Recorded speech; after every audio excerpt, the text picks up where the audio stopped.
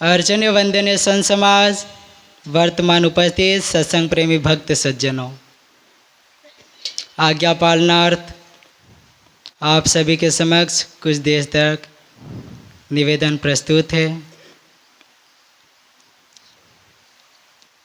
सद्गुरुदेव श्री कबीर साहिब जी, उनका मुख्य ग्रंथ है बीजक।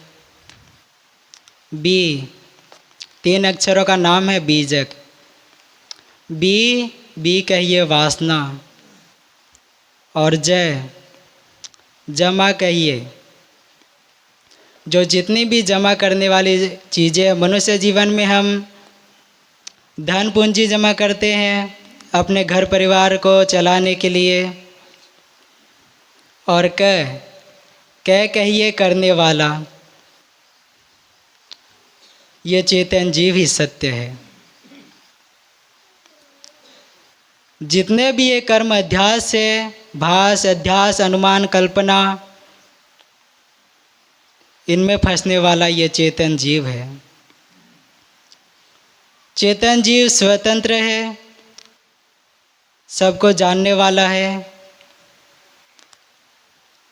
सबको जानता तो है लेकिन वो खुद को नहीं जान पा रहा है। वाह भैया। क्योंकि मनुष्य जीवन में आकर के ये अन्य चीज़ों में इतना उलझ जाता है कि उसे अपने आप को जानने के लिए समय नहीं मिल पाता है कि मैं सत्य हूँ, सबको जानने वाला मैं चेतन जीव हूँ, अजर अमर अखंड हूँ। ऐसा नहीं जान पाता है। सत्य किसी और को जान पाता है कि वही मेरा कर्ता धर्ता है। कहाँ मानता है? ऊपर स्वर्ग लोक में मानता है। कोई ईश्वर ब्रह्म परमात्मा है हमें चलाने वाला। जीव तो अल्पज्ञ है, ईश्वर का अंश है और वहीं चलाता है। और उसके पास ये चेतन जीव है, ये अज्ञानी है, और ईश्वर का भजन करेगा तब इसे ज्ञान मिलेगा। अब सोचने की बात ये है कि चेतन जीव अज्ञानी है। ये गुरुआ लोग ऐसे माने हैं, जो उपदेशी लोग हैं, चेतन जीव अज्ञानी है, तो फिर उस ईश्वर का भजन कैसे कर पाएगा? क्योंकि उसके पास कोई ज्ञान ही नहीं है, और जब तक उसके पास ज्ञान नहीं होगा तो वो भजन किसका करेगा और किस प्रकार का करेगा? जिसके पास कोई ज्ञान होगा वहीं तो भजन कर पाएगा। चेतन जीव को अल्पज्ञ माना है, और जो ईश्वर है वो ज्ञानाकार है, मायापति है, ऐसा माना है उन्होंने। और ऐसा मान करके संसार के अबोधी जीवों को वही उपदेश दे दे करके भुला देते हैं। और इसी भूल में ये संसार के अबोधी जीव भूलते चले आ रहे हैं। और ये भूल आज की नहीं, अनादि की है। जैसे जैसे पहले ज़माने में परंपराएं चली आई, उसी परंपराओं को मानते मानते आज भी वही लोग मानते चले आ रहे हैं।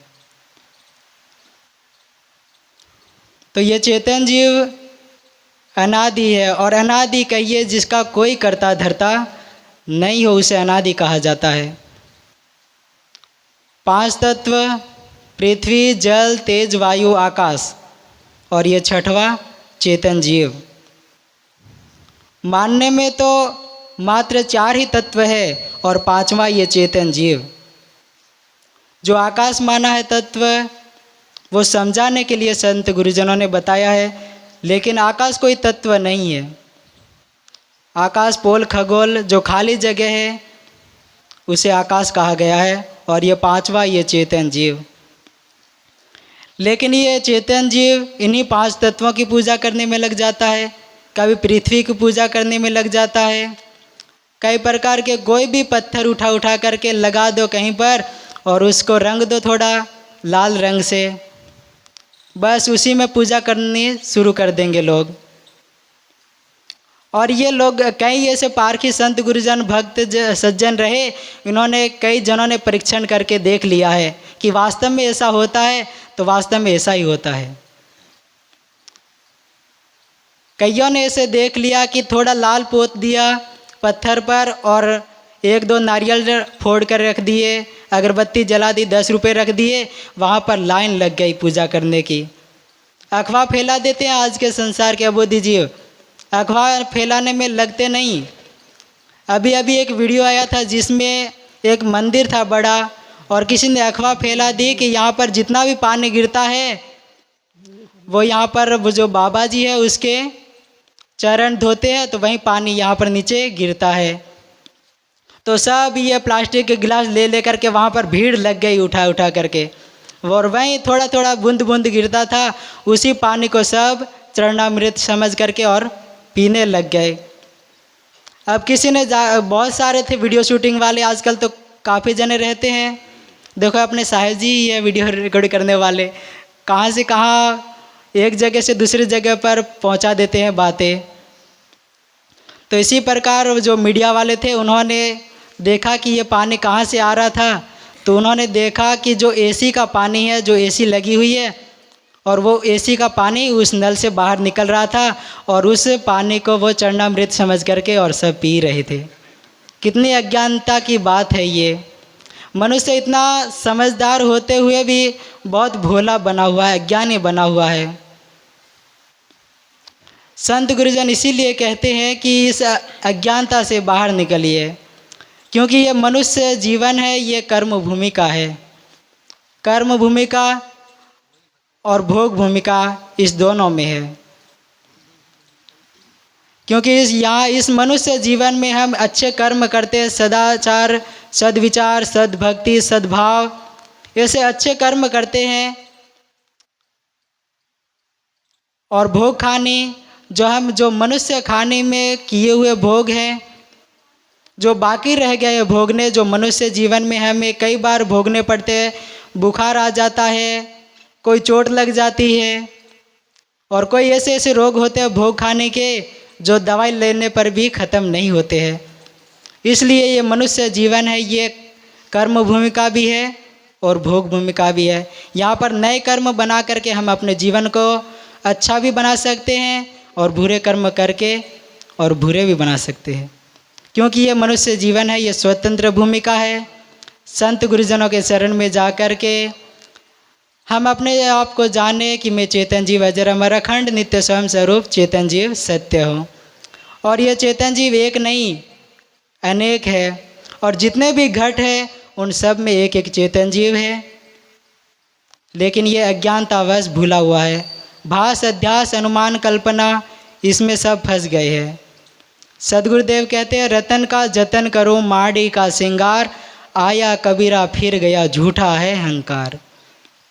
अहंकार में पड़ गया है, घर का अहंकार, ज्ञान का अभिमान, पैसों का अभिमान, इस अभिमान पे पड़ कर के और ये सत्संग में जाना भूल गया। सत्संग सत कहिए जिसका 3 काल 3 अवस्था में नाश नहीं होता हो, और संग कहिए जो नीर क्षीर विवेकी पार की संत गुरुजन हो। नीर क्षीर का करे विवेका, कहें कबीर सोई जन मेरा।